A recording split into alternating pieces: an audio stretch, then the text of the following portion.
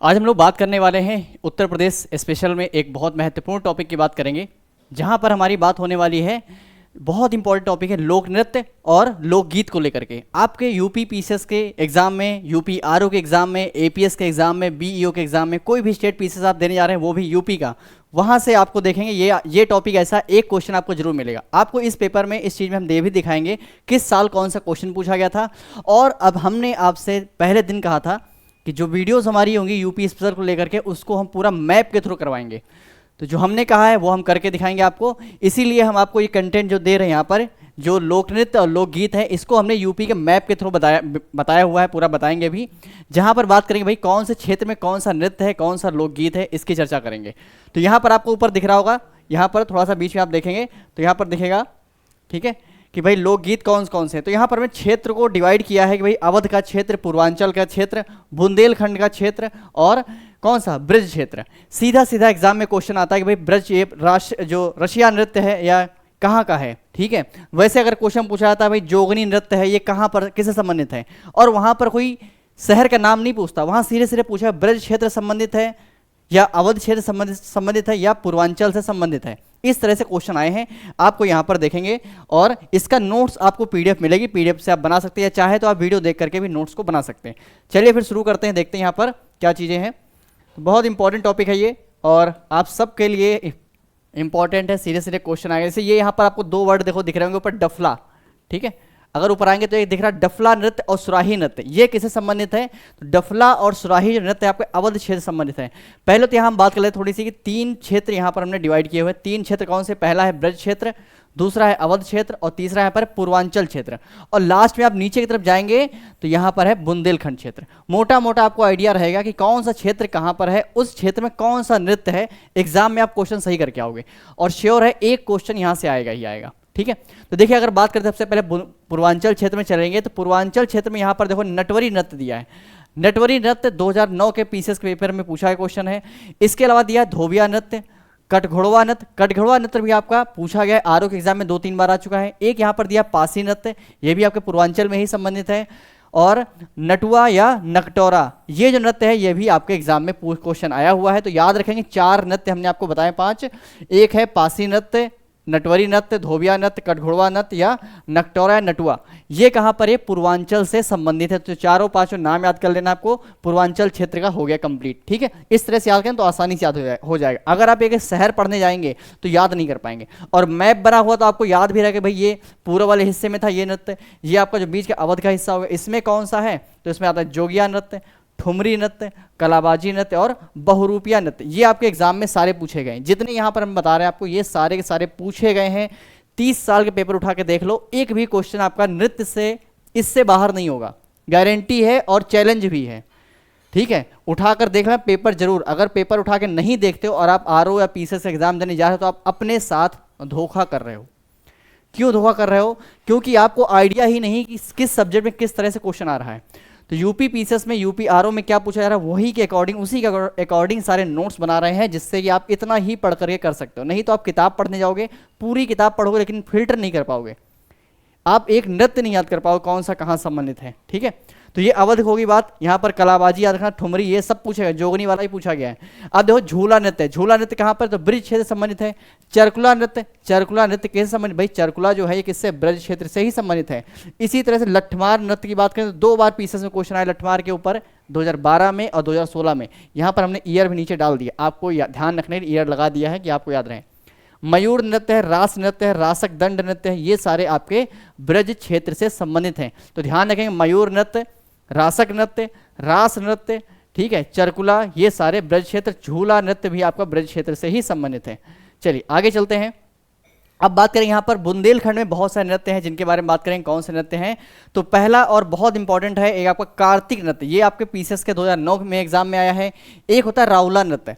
राउला नृत्य जो है ये आपका, ये भी आपके पीसीएस एग्जाम में पूछा जा चुका है, बुंदेलखंड संबंधित है। राई नृत्य है, पाई नृत्य है, देवी नृत्य है और ख्याल नृत्य, ये सारे आपके कहाँ से? ये सारे बुंदेलखंड। यहाँ पर जिले नहीं याद करने कि कौन सा जिले बुंदेलखंड में आ रहे हैं, कौन सा नृत्य कहाँ पर, ये नहीं पूछा जाएगा।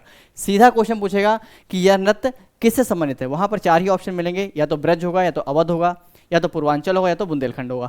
तो आपको इसी तरह से याद कर लेने। अब जैसे दीपावली पाई डंडा नृत्य 2020 के एग्जाम में आपसे यूपी पीसीएस से क्वेश्चन आया था, यही क्वेश्चन आया था, कौन सा संबंधित है ये दीपावली पाई डंडा। तो दीपावली पाई डंडा नृत्य जो है बुंदेलखंड संबंधित है ये। इसके अलावा यहाँ पर और देखो मोर पंख दिवारी, ये भी आपका यहीं से है। घोड़ा नृत्य भी आपका, अब देखो कठघोड़वा अलग है, घोड़ा नृत्य कहाँ बुंदेलखंड में आ गया। अभी हमने ऊपर चर्चा करी, ऊपर आपको बताया, यहाँ पर आओ ये देख लो एक बार, अभी का भी देख लो, यहाँ पर कठघोड़वा लिखा है। तो कठघोड़वा जो है ये पूर्वांचल से है, ध्यान रखना। कठघोड़वा जो है पूर्वांचल से, घोड़ा को यहाँ से कंफ्यूज नहीं कर देना। और घोड़ा नृत्य है ये आपके बुंदेलखंड वाले एरिया में होता है। और आगे चले सौरी, शायरा, शायरा, कई सारे नाम हैं इसके। तो किसी भी नाम से एग्जाम में क्वेश्चन आए गलत करके नहीं आना, ठीक है, इसलिए हमने आपको सारे नाम यहाँ बता दिए। और एक है पवार या धुरिया, ये दोनों नृत्य, पवार धुरिया, ये नृत्य जो आपके हैं ये कैसे संबंधित है, ये आपके जो है ये भी आपके बुंदेलखंड से ही संबंधित हैं। तो ये हमने कुछ नृत्य की चर्चा करी, यहाँ पर आपको दिखाया। और ये जितने नृत्य दिए हैं पेपर उठा के अगर आप 30 साल का देख लो, यूपी पीसीएस में या यूपी पीसीएस के द्वारा जो भी क्वेश्चन करवाए गए हैं, जो भी पेपर हुए हैं, उन सब में आप देखो यूपी से जो क्वेश्चन आए वो आपके नृत्य वाले इन्हीं सबसे मिलेंगे। एक एक से 4-4 बार क्वेश्चन रिपीट हुआ है। आरओ में आप 2020 का पेपर, 2021 का देखो, 2017 का देखो, 2016 का देखो, अगर क्वेश्चन आया तो वो यहीं से मिलेगा, आपको इसके बाहर नहीं जाना है। इसीलिए आपको इतना ही पढ़ना है, इस टॉपिक पे इससे ज़्यादा नहीं जाना, ठीक है। अब चलिए यहाँ पर कुछ इंपॉर्टेंट और दिए हैं जिसकी बात कैसे, लावणी, ये आपके रुहेलखंड से संबंधित है। और आगे देखें मिर्जापुर सोनभद्र वाले एरिया में कुछ नृत्य हैं जो कि विशेष हैं। विशेष इसलिए है कि यहाँ से सीधे क्वेश्चन पूछे जाते हैं। कौन सा है यहाँ पर, तो कर्मा नृत्य है जो कि मिर्जापुर में होता है। इसके अलावा शीला नृत्य है, ठडिया नृत्य है, ये भी आपके कहाँ संबंधित है, ये आपके मिर्जापुर सोनभद्र वाले एरिया से आते हैं, ठीक है। ढरकरी नृत्य है, याद रखें, ढरकरी नृत्य, ठडिया नृत्य, शीला नृत्य और कर्मा नृत्य, ये सारे। कर्मा वाला क्वेश्चन आपसे पूछा गया, पेपर उठा के देखो, कर्मा वाला क्वेश्चन पूछा गया।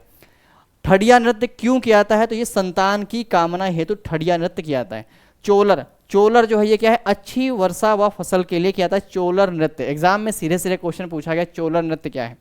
उसके अलावा एक बहुत ही पेट क्वेश्चन यूपी पीसीएस ने कई बार पूछा है कि यूपी का, यहाँ पूछा कि भाई यूपी का शासकीय नृत्य कौन सा है। ये क्वेश्चन आप लोग पेपर अगर दे रहे होंगे 2022 का उठाएंगे, 2023 का उठाएंगे, क्वेश्चन डायरेक्ट आया है। आरओ का उठा के देख लो, 10 साल पेपर उठा के देख लो, एक भी क्वेश्चन इस पीडीएफ से बाहर नहीं हुआ, इस क्लास से बाहर आपको एक भी क्वेश्चन नहीं करना। इसके अलावा कुछ और इस टॉपिक पर इसके अलावा कहीं नहीं पढ़ना है। टाइम ज़्यादा है, टाइम को वेस्ट करना तो आप किसी भी बुक को लेकर के पढ़ सकते हो, लेकिन अगर चाहते हो श्योर चीज़ें पढ़ो, बिल्कुल सिलेक्टेड चीज़ें पढ़ो, फिल्टर कंटेंट, तो आपको यही पढ़ना है, यहीं से क्वेश्चन आएंगे, ठीक है। कथक है, कथक क्या है, ये शासकीय नृत्य यूपी का। प्रमुख लोकगीत कौन सा है यूपी का, तो यह ध्यान रखना, बिरहा है, ये प्रमुख लोकगीत है। कजरी उत्पत्ति स्थल कहाँ है, तो ये मिर्जापुर में कजरी, याद रखेंगे। कथक नृत्य के उन्नायक कौन है, तो ठाकुर प्रसाद जो है ये क्या है, कथक नृत्य के उन्नायक हैं। तो ये हमने यहाँ पर डांस की कुछ बात करी, कुछ नृत्य की बात करी। अब बात करेंगे हम लोग लोकगीत के बारे में। लोकगीत के ऊपर भी क्वेश्चन कई बार पूछा है, क्वेश्चन मैचिंग का आता है, ये भी आपको बता देते हैं। शायद आप लोगों ने पेपर ना देखा हो, अगर देखा है तो बहुत अच्छी बात है। जिन लोगों ने पेपर देखा उनके लिए बहुत अच्छी बात, जिन लोगों ने नहीं देखा तो पेपर को पर डे उठाकर जरूर देखें। लोकगीत की बात करते हैं, भाई किस क्षेत्र में कौन सा लोकगीत है। तो जैसे हम लोगों ने चर्चा करी लोक नृत्य के बारे में कि अवध का, पूर्वांचल का, ठीक है, बुंदेलखंड का, उस तरह से यहाँ भी हम लोग डिवाइड कर लेंगे इसको।